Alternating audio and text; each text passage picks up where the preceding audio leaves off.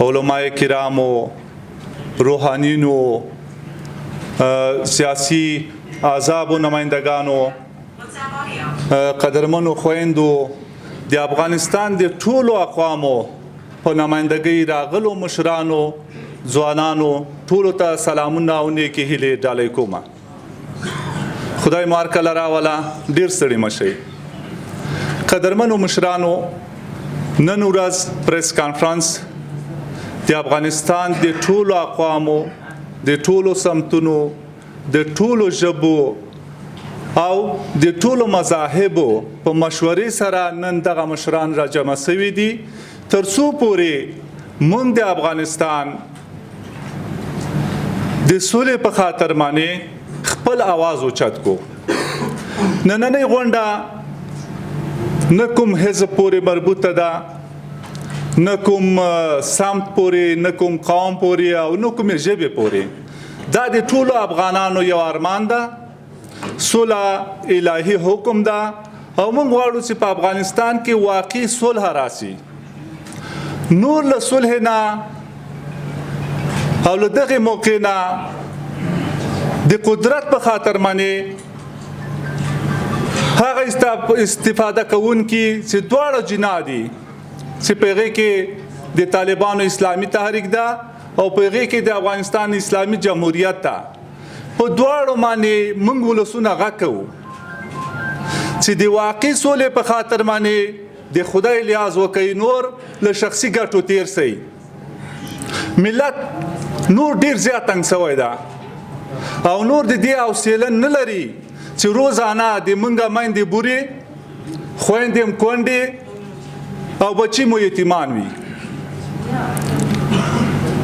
شپږ څلوېښت ورځې یا اووه څلوېښت ورځې کېږي چې د سولې په خاطر باندې موږ ټول ملت دلته انتظار یو، ځکه صلح د افغانانو یو لوی ارمان ده. خو تاسو ګورئ له هغې نه د څلوېښت ورځو کې له 3,000 3,500 نه زیات موږ شهیدان زخمیان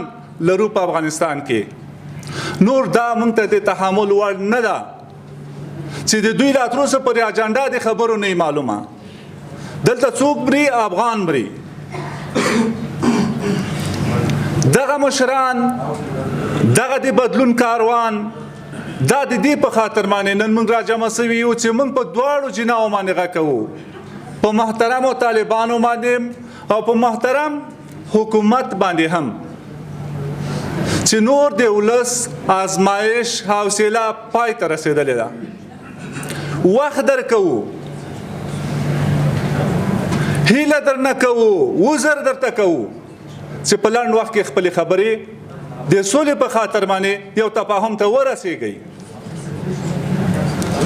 که چېرته ونه رسېدلی، دا جنګ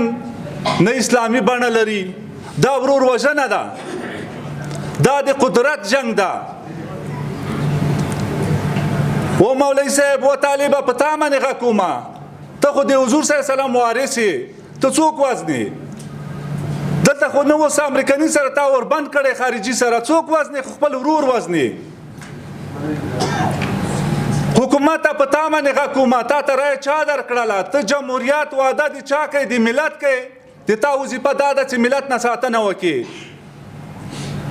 صلح راوله، د سولې لپاره قرباني ورکړه. ملت تا ته دا صلاحیت درکړی و، مشورتي لویه جرګه په افغانستان کې دایره شوله،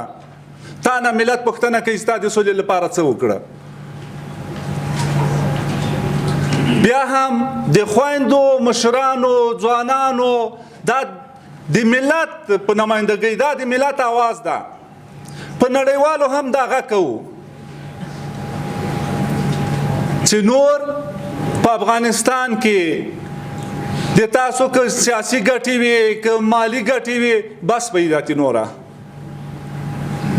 تاسو ته د خپل وطن یو پر دومره ارزش لري چې یو نفر هم په ترافیکي حادثه کې په حق ورسېږي یا طلب سي، 4 ساعته تا تلویزیونونه، د تا میډیا، د تا پارلمانونه پې غږېږي. د ما د ورځې په 4 ساعتونو کې په سلهاوو ځوانان شهیدان کېږي، زخمیان کېږي. تا ولې په سترګو پټۍ لګولې او غوږونه دې بند کړي دي؟ موږ ولس هم په جامع جهاني باندې دا غږ کوو چې د موږ आवाज واوره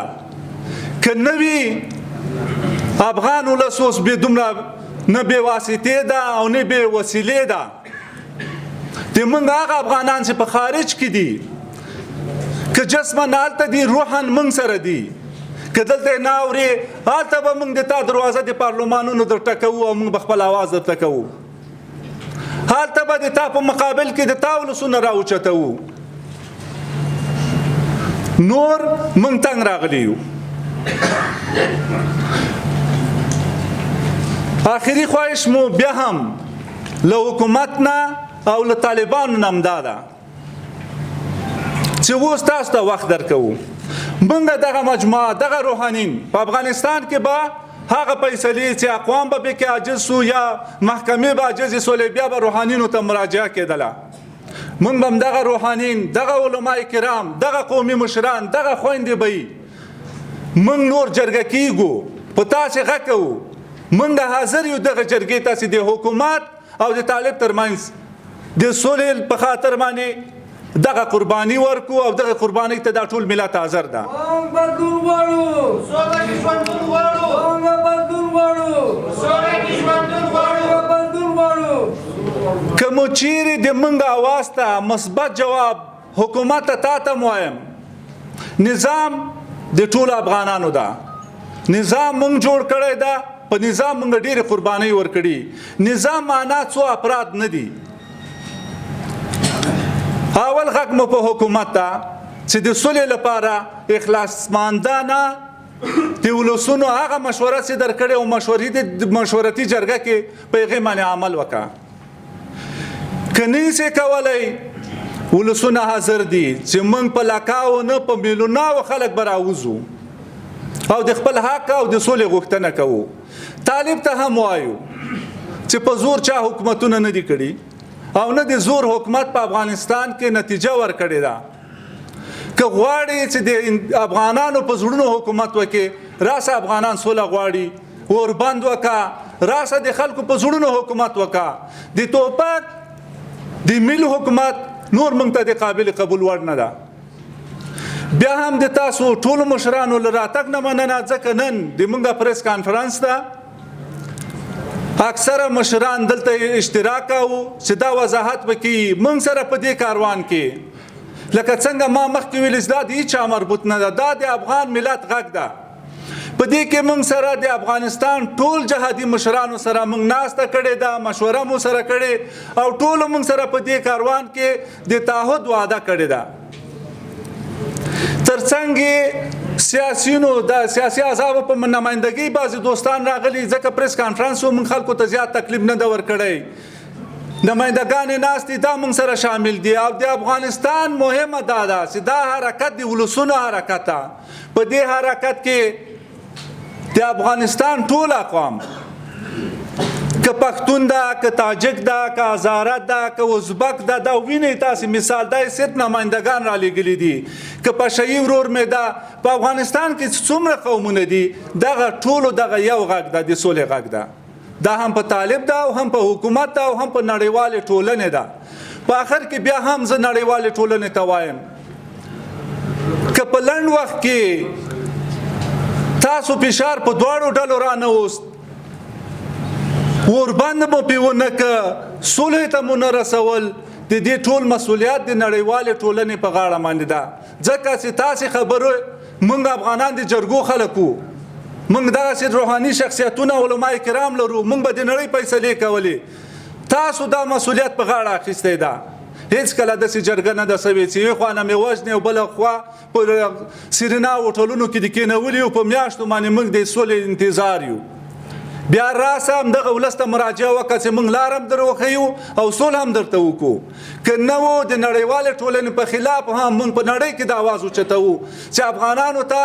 نړیواله ټولنه د موږ نه وینو ته ارزښت ورکوي نه د حقوق بشر هغه قوانین چې په نړیوالو باندې تطبیقیږي په افغانستان کې تطبیق کړي دي موږ دې نه مجبوروي چې موږ سرکونو ته هم راوځو په داخل په خارج کې خپل دغه اواز د هر چا کور ته ورسوو له راتګ د ټولو نه مننه کورم آباد خدایم خوشحاله او آباد لره